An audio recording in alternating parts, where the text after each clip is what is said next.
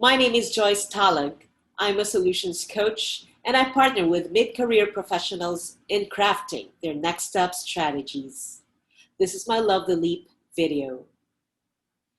I spent more than 12 years of my life in corporate, and I can say that I love pretty much everything about it. I loved what I did. I loved the people who I worked with, or at least most of them, and I was being paid well. Now, toward the latter part of this career, I started having questions. Questions like, is this it? Is this really it? Is this something that I want to do for the rest of my life? Of course, I knew that deep down, the answer was no. So where was I coming from? Number one, I was exhausted. It wasn't easy living an 8 to 5. And then some days I had to stay behind in the office and then deal with traffic, going back home, attend to my duties, wake up very early the next day just to deal with the rush hour traffic, and then work. The cycle repeats. Second, I felt that I wasn't maximizing my skills. And with that, I wasn't serving my real purpose in the world. I was with corporate foundations, and most of our work had to do with doing good out there. Except that I started questioning my own contributions. I felt that I could still do better in my own personal capacity. And finally, which is the most important part, is having that freedom of time. That freedom of time also means having the freedom to love and be present in my daughter's growth and development milestones. Of course, she was already a tween at that time. However, that was a time that just being more inquisitive, it's a time of transition for her.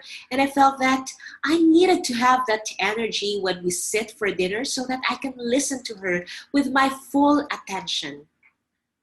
Now, as they say, we always have these two options when we are caught up in a situation. It's either we change it or we live with it. Of course, I chose to change it. And that's how I made the leap. So now, let me talk about the 3 challenges that I encountered while making that leap. My first challenge was the challenge of the mind. And here I'm talking about attention. Where should I put my focus on? What were my distractions? Was what I was doing at that time bringing me closer to my ultimate desired future? Or was it simply distracting me? I needed to move from my point A, which was my present situation at that time, to my point B. But for me to know how to move from here to there, first I needed the clarity on what point B looked like. What was my ultimate desired future? And to have an answer to this question, I needed to work with 2 professionals, a counselor and a coach. Now, once my desired future was already clear to me, then I just knew what I had to place my focus on. I knew whether or not that invitation would bring me closer to this point B, or if it's going to just take me away. Now, my next challenge was the challenge of the heart. And yes, I'm talking about emotions here. When I said earlier that I had those big questions, well, those questions came with intense feelings. Feelings that you can actually tag as negative. Now, I don't think we should eliminate negative feelings, but we have to do something out of them so that they will result in what will be useful and productive for us.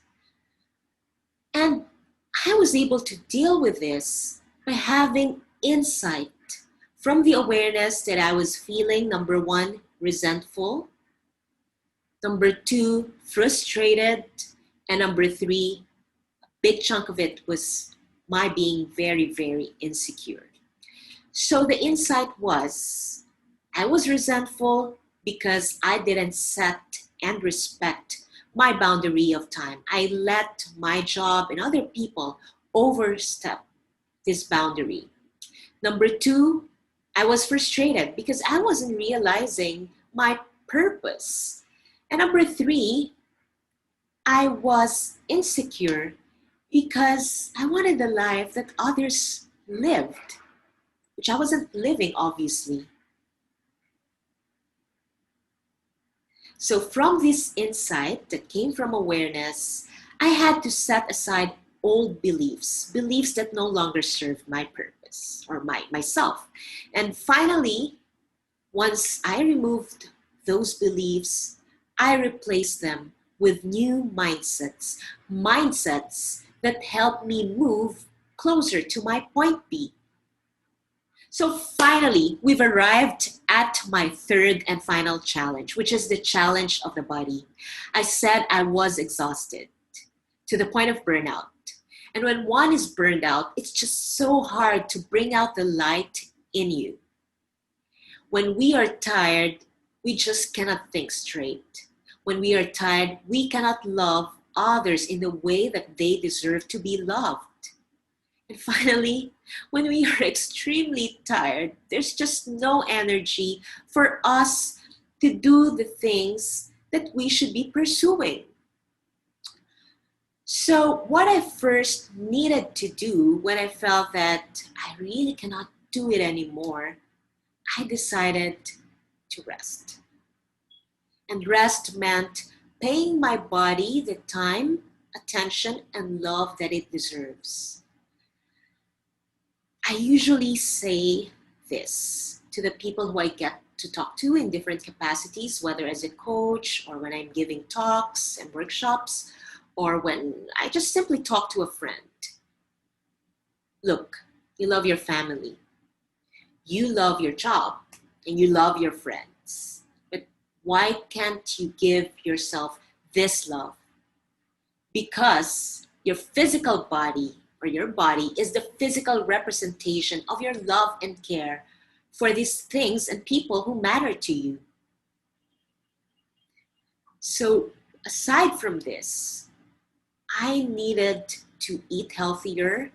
I needed to exercise some more, meditate, and basically that's just how I took care of my body. Now, when we are well rested, the next challenge is the challenge of inertia, right? Because the runners here would probably agree that when you're running a marathon, you cannot just go there on full blast right away because that's going to hurt your muscles, right? Or when we are doing even the simplest exercises, we need to warm up. We need to let our mind, body, and even our hearts acclimatize for the rest of the run or for the rest of the exercise. I know that sooner or later we all have to make that next leap forward.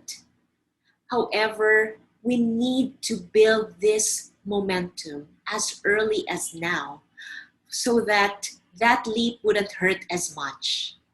And yes, I'm talking about metaphors here, but what I really mean is that if you feel that your point B would require additional skills or additional credentials for you, then enroll yourself to that class that you've been eyeing on. If you feel that you need to reconnect and rebuild your professional network, then start doing that. Saving, that's very important as well. You need to have the capital to be able to get to your point B, right? And take care also of your expenses. Trust me, you wouldn't want to learn it the hard way.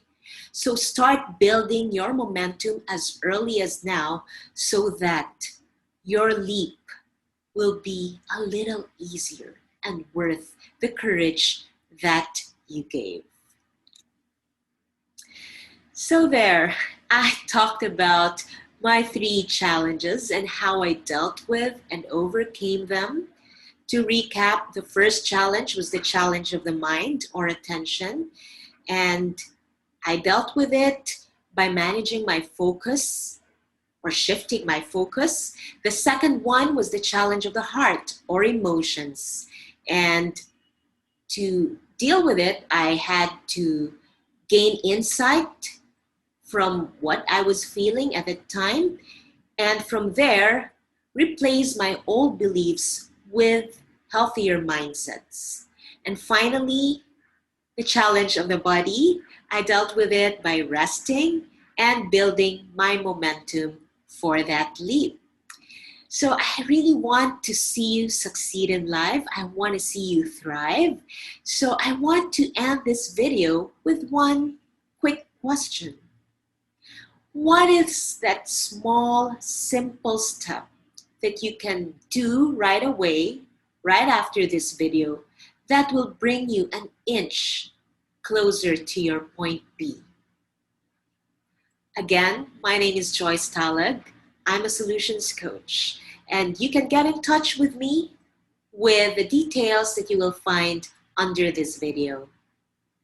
Take care.